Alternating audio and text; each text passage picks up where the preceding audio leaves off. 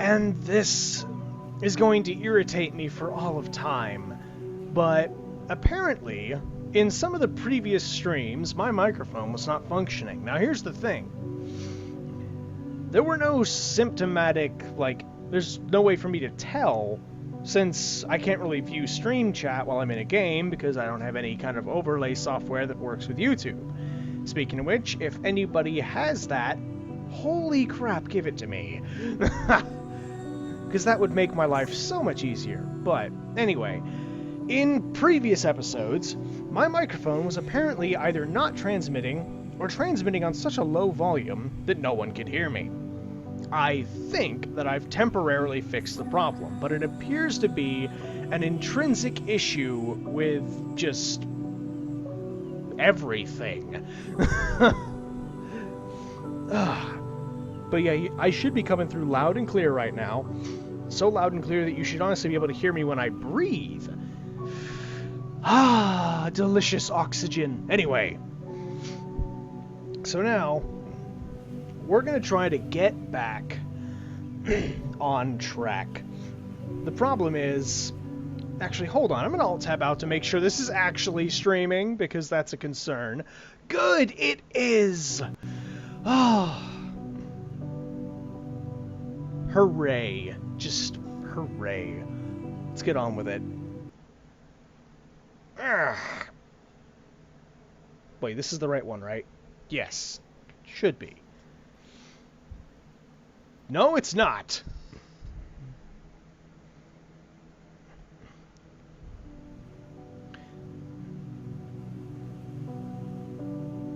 Yeah, we're on their dream, not our dream. So basically, on the last, what would have been the last video, the stream just didn't start. So I'm beginning to suspect there's some sort of otherworldly force that's trying to prevent me from finishing games. Cthulhu? Are you messing with me? How much do you know of the old world? Did you even exist? Were you thrown overboard when your fall occurred, floundering in a new and terrifying negativity? My transition was not a comfortable one, so in this we can feel a measure of companionship. Yeah. Yippee. So I've already gone through this one by accident, I'll have you know. Because I thought I was streaming. Everything looked good, but everything was not good. So often is that the truth. Do you still believe in a world out there in the blue?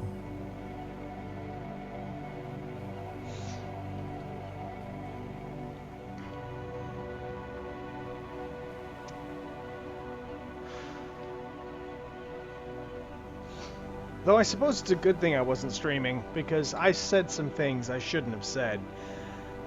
I'll try to be less controversial this time around.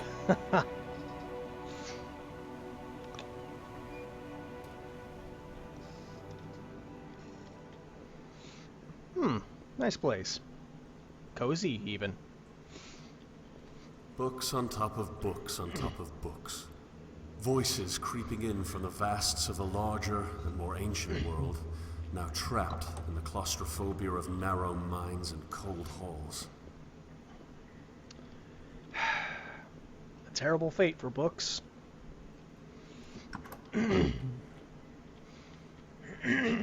I'm so sorry.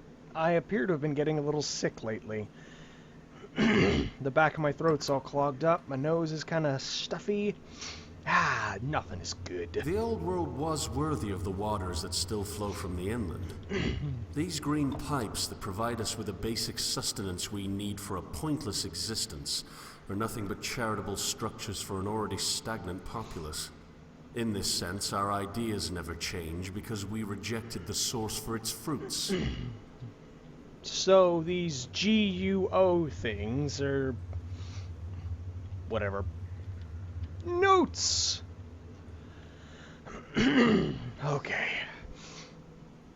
To Overseer Principal of the Northwestern Quad, if you see a dweller named Belle, restrain her immediately. We are certain that she is defected to the guild cause, and she should not be allowed to harm your garrison with any form of espionage.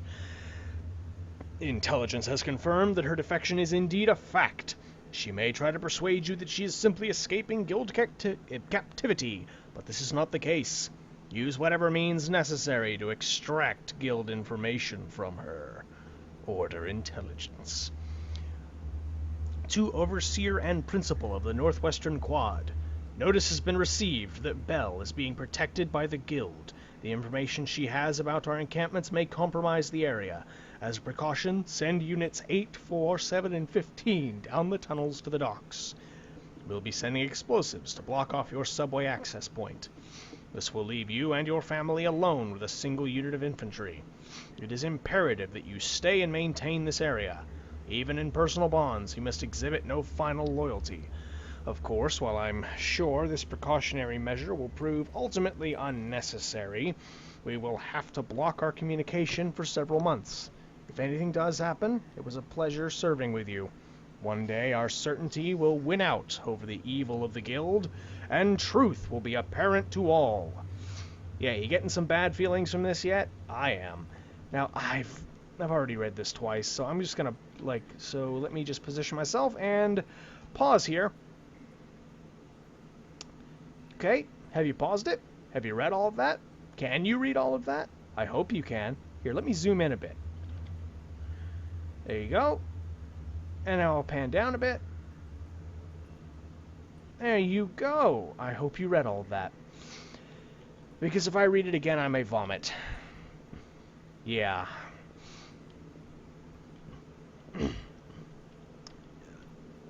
I'm not a fan of extremism. Even if a lot of the things that I've said before could be interpreted as extremist, I'm really not a fan of it at all. You have to walk the middle line.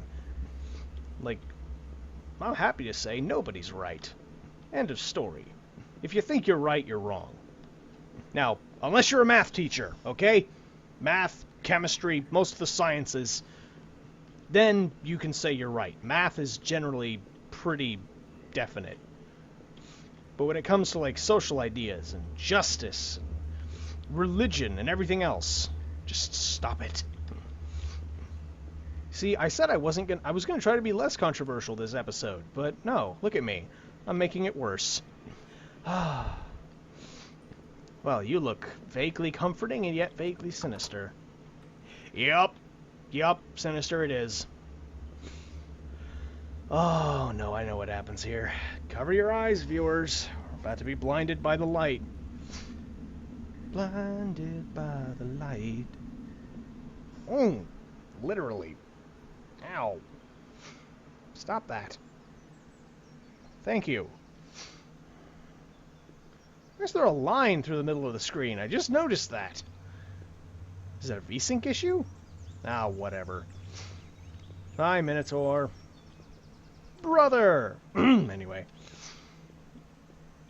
I have to believe that my dreams have some worth, lest I loose the same anchor into show. I have to believe that creation itself can bring life to cyclical demise.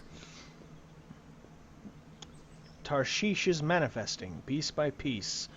All you can do now is hope that the Eschaton sees its fruits. Uh-huh. Right. So... can I leave this place? Thank you.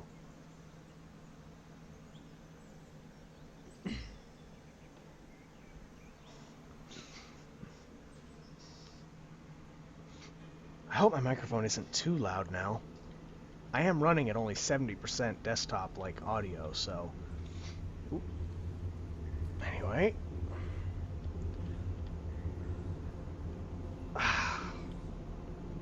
Don't look at it, viewers. There's nothing new here.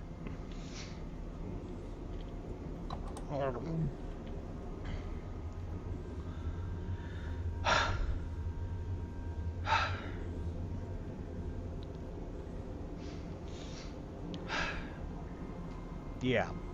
I can't... that's the one thing that'll always get to me. Dead kids. Doesn't matter in what or how. Suicide and self-mutilation, that gets to me. Do it to a kid, and it just... Ugh, nothing is good. Nothing is good. Well, let's head on down. Or up, rather.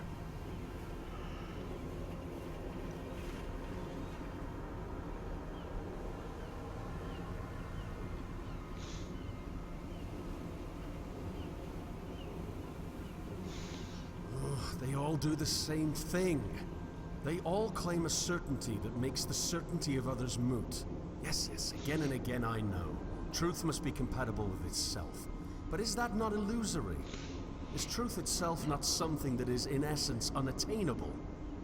My realism's present, but so are my dreams. And to claim otherwise is a dream all the same. It's as if they have dreamt of a world without dreams. It's as if their world is one in which truth has revealed itself in an anthropomorphic turn, allowing us all to see it clearly and grasp it amidst the darkness. Sad, yes, that we all see a different beacon. Now, all I see is void, and I do not know what's left other than to give up and stagnate in your belly. I may not have their full sense of certainty, but as of now, I cannot present an alternative. Truth must be compatible with itself, but that is irrelevant when truth is outside our reach. Onward with conflict, then, and onward with my labyrinth. That's the second time I've heard that, and it still resonates like hell. If this budding sickness would just go ahead and explode into pain and then get away from me. That way I could breathe normally through my nose for once. That'd be nice. But anyway, my personal grumblings aside, I think, therefore I see. I like that.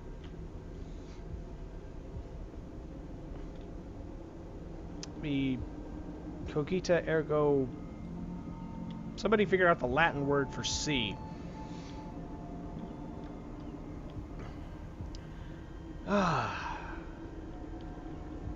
So, what have we learned from all this so far? Yeah, nothing good. You know what? Instead of waiting around, let's go straight into the next chapter. We'll be one step closer to finishing this game. We will rage against the technological forces that seek to stop this playthrough from happening. And seriously, there have been a lot.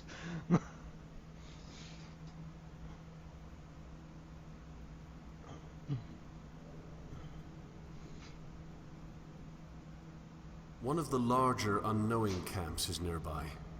Their lack of organization tends to make it difficult for them to avoid the conflicts between the Guild and the Order. Of course, the unknowing themselves make their own little raids. This results in it being difficult to maintain any sense of pity. Regardless, I'm sure the onslaught was horrendous. People never fight harder than when someone else attempts to uproot their anchor, even if that someone only does so by existing. Yeah, that's a fact. We've seen that in numerous... basically every war, ever.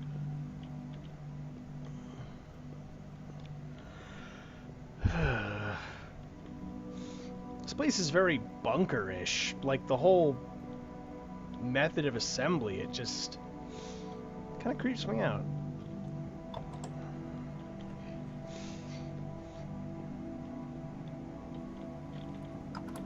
Oh. Wait a minute. No, I'll come back to you. You have an exit sign. That's usually bad.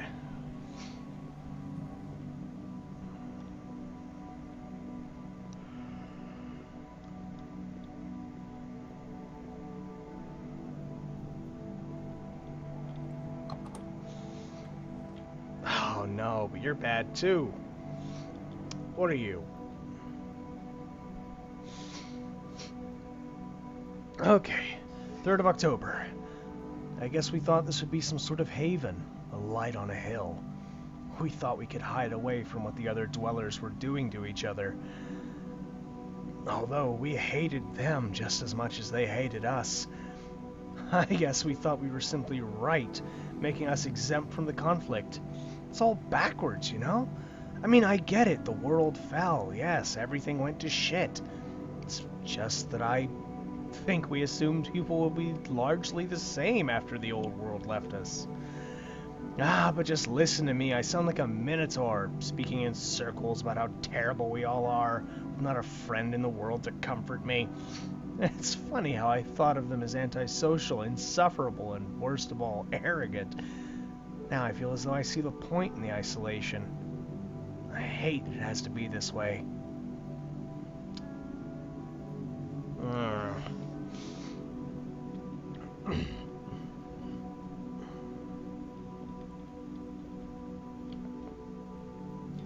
Jerusalem.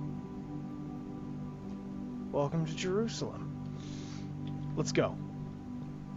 Wait, I'm gonna open this door and something awful's gonna happen, aren't I? No? No. Wait, yet.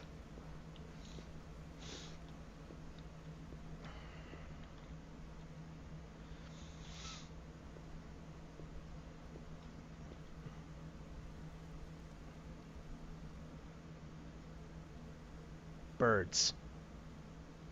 I hear birds chirping in the distance. Also breathing, but I think that's me.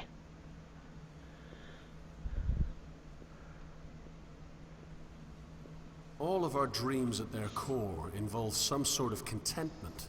This is the one desire we all share, but is it a goal that really should be met? After finding contentment, what then?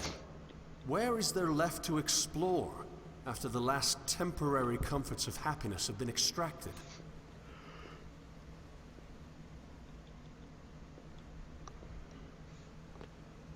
You know, he's got a point.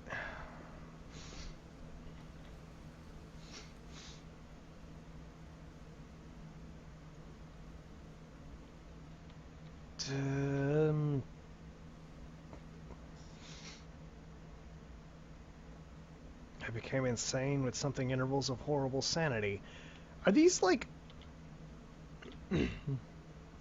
Ignorance is the curse of God.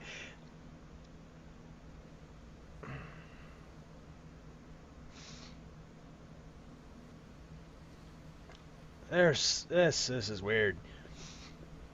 There is weirdness in this world.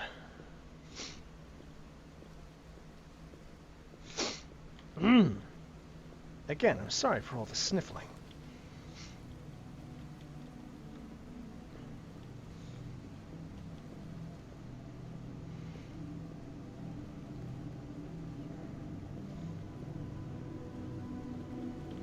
Hey, a little, I forgot what these are called, but they used to grow, like, so incredibly thick out by the dock at my grandparents' house.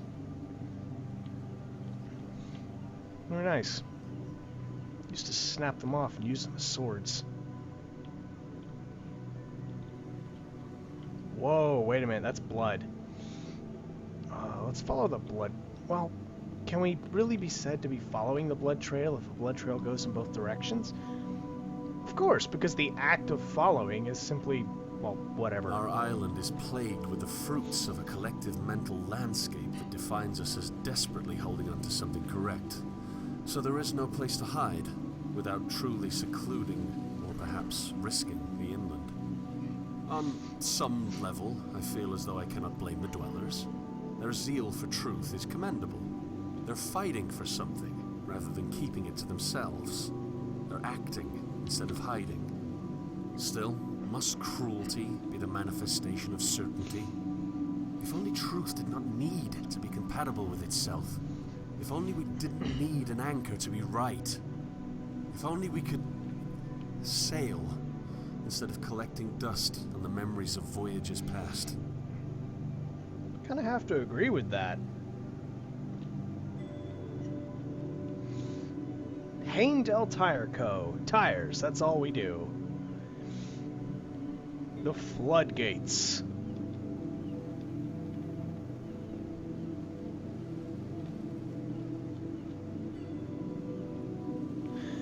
So the world fell. Alright? And I'm going to assume that these waters, like the water I'm looking at right now, is the unclean water. But there's a GUO pipe going from the inland, dripping it out into...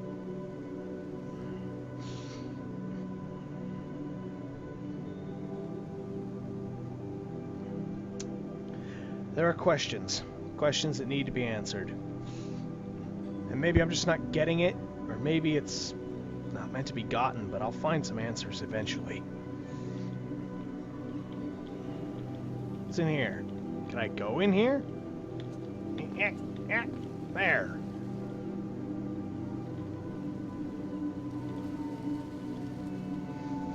Out from darkness into the light. The deep.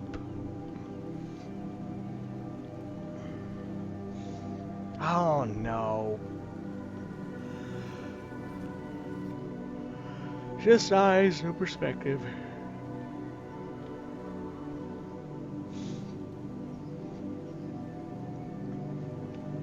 Ah, but the narrative! If only they could have seen what we all see. Every last one of us, dwellers, minotaurs, pyramids, all of us, we all see. Every last man, woman, and child on this island can truly see. It is simply that we all see a different narrative, a different truth. Oppression of the diversity of voice. Yes, the diversity of truth is what makes truth a nonsensical enterprise, fit only for those who would oppress. The rules are gone, yes, gone, gone, gone, and there is nowhere now to return to but the truth of all truth. I feel like going crazy old preacher voice on this one. These voices of old are yet more narratives for the mixing pot of our time, the great soup of numerosity that is our species. We should welcome them. We should embrace their absolute correctness as a lack of correctness itself. What can be known? Nothing! Nothing! What can be understood? Nothing! Oppression is the monopoly of a narrative where other narratives could lie, you fools.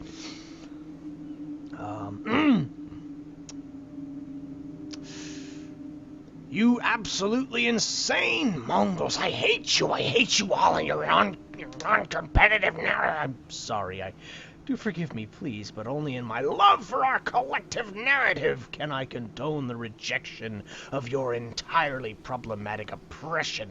Idiots, idiots, idiots, idiots, idiots. Yes, truth must be compatible with itself, you say. No! Truth must be allowed. I reject the singular nature of your universe. Oh, order and your pretension. I reject the infallible nature of your tradition, guild. And I reject every last one of you preposterous nuisances who would stifle my narrative. My narrative is a dream? Ha! Would you suggest that there is a reality that is not my own, not your own, and not of anyone to have ever thought? You fool! You pretentious, arrogant fool! There are no dreams, there is only a multiplicity of narratives that all show an equally diverse truth that aligns itself with the experiences of those who would be willing to live, to imagine. I will kill you, oh you oppressors.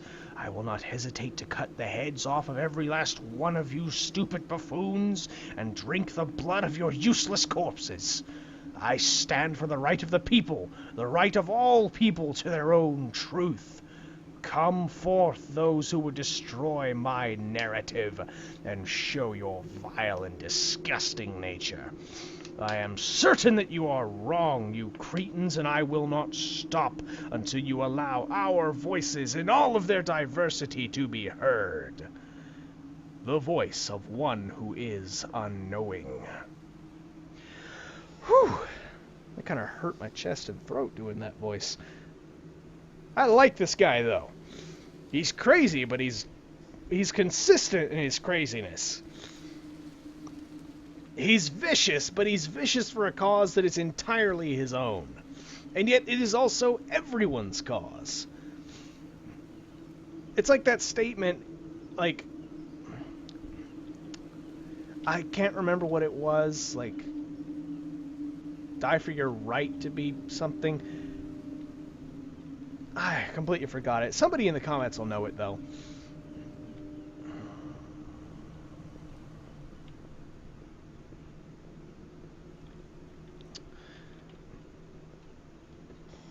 Now that quote's gonna ruin me. Like, I'm just gonna be thinking this whole time. Oh, wait a minute. That's a door. That is a door. Ooh, but there's more down here. Ah, but there's also more back there. Oh, damn it.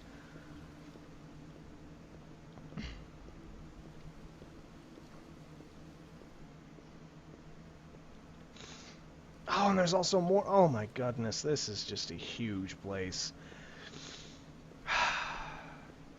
This is going to be a long one, viewers. I can already feel it.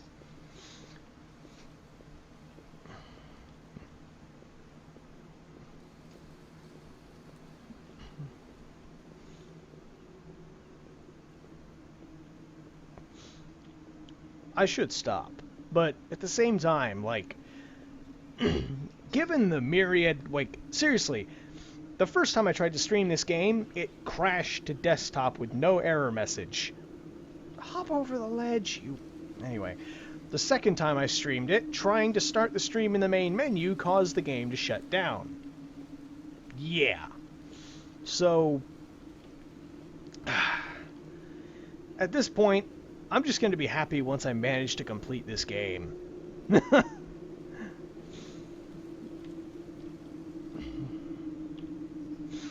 Ooh, a note. I knew it was worth it coming back here. All this... Ugh, fish heads and whale guts and...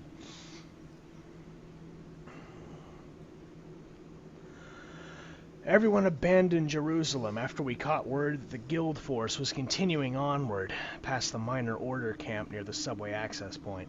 It's just me now. I have several options in front of me, but only 3 that really matter at the present. Firstly, I could simply rejoin with my old unknowing group that has now left our Jerusalem. This is particularly unwanted because of our recent disagreement. Second, I could wait here and die when the guild inevitably takes the place. But the third option is what intrigues me. What if I went the Minotaur route? It's astonishing to me that I'm even considering it, given their apparent outlook on life, but there's something about the journey itself. There's something about that world, a massive world, that can only really be seen by making one's own world small. From what I can tell, you essentially have to deconstruct your entire universe in order for the larger macrocosm to take over. I like this. It's interesting.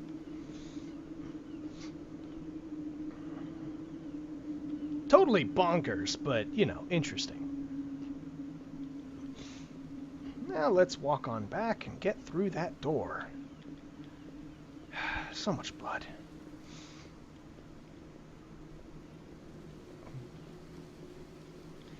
Yeah, before I start another video, I'm probably going to spend some time trying to tweak this headset, trying to tweak the microphone to see if I can get it between a good balance of volume and quality and, you know, not picking up background noise, all that.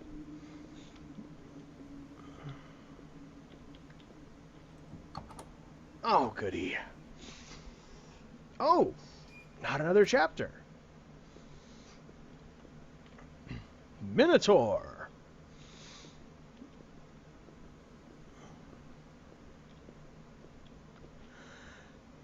Yeah.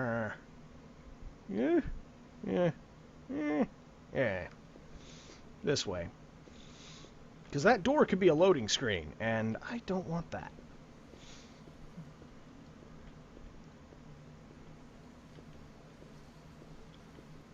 Is this dream truly manifesting? Could the voyage be useful beyond escape?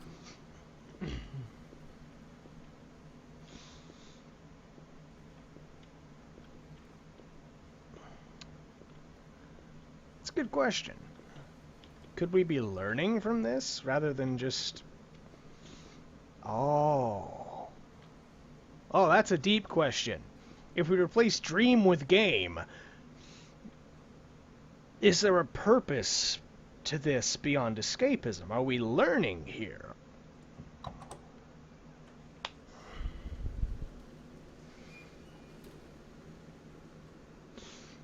That's a good one. I like that.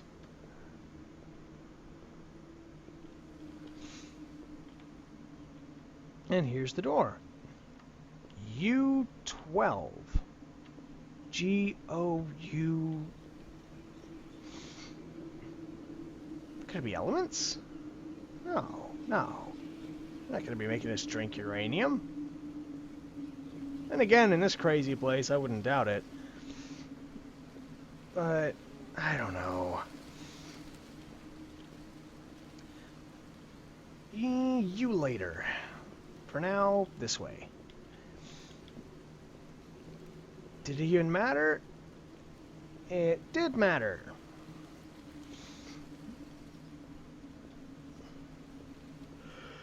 How about you? Do you matter?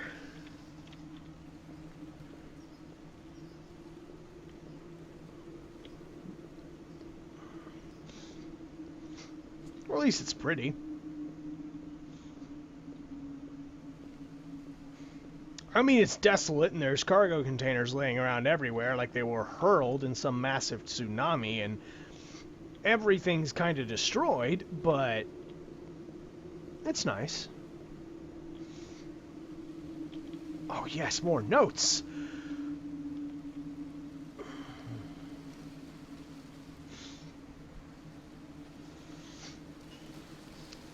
Okay.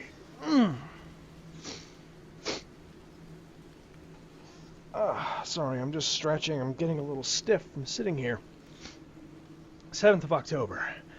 After writing that last note, I was met by an old Minotaur who called himself Abraham. His sudden appearance startled me, but he seemed far more concerned with the fact that I was writing my thoughts down. I must admit I don't really know why I'm doing so. He kept saying something about an ideal. He was almost manic, isolated for years, I'm sure. Anyway, amidst all the shouting and crazed laughing, I could make out several things that seemed to make sense. He spoke of the inland, and how what all of the Minotaurs thought was enlightenment was actually a lack of what we once held dear. He said that our certainty needed to be destroyed, but that the old city still holds our belief. I was already fascinated, but then he told me a story. I will write it down.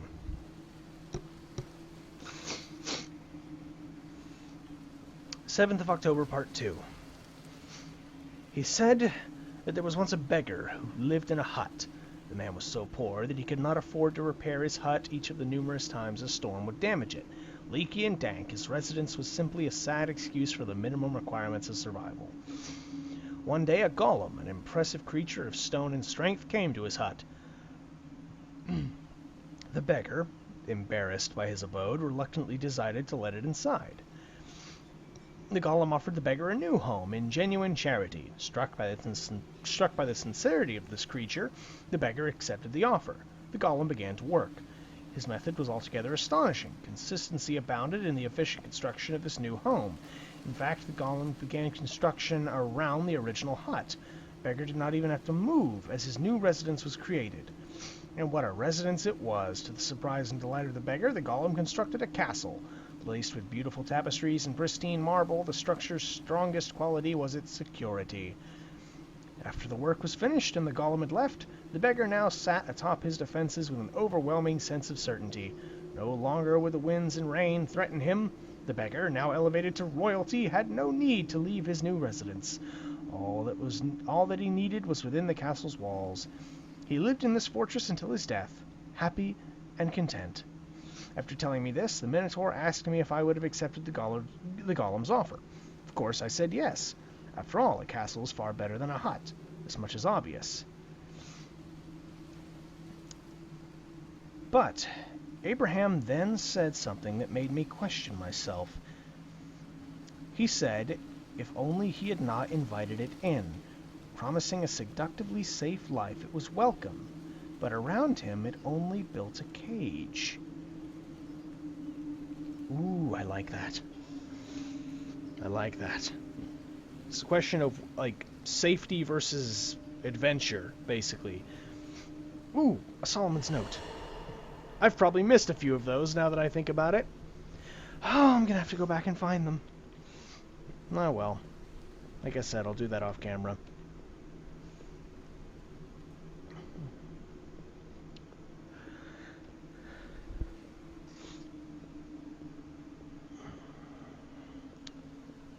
But yeah, it's a really interesting concept. Like, just to me, would you rather have a castle with all of your needs provided for you, and you never leave it, and you get to live out your days inside that castle happy and safe and content, but you're going to die there and you're never going to experience anything else? Or do you want to experience hardship? Do you want to experience pain, but you go out into the world at an adventure? You don't have the safety, but you get experience. Interesting question. I honestly don't know which I'd pick. Safety is nice, but I don't know. Okay, we're going to stop here.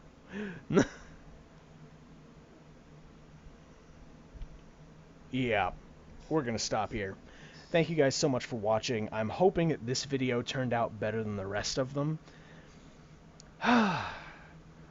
I'm really hoping that my microphone's actually been transmitting this entire time.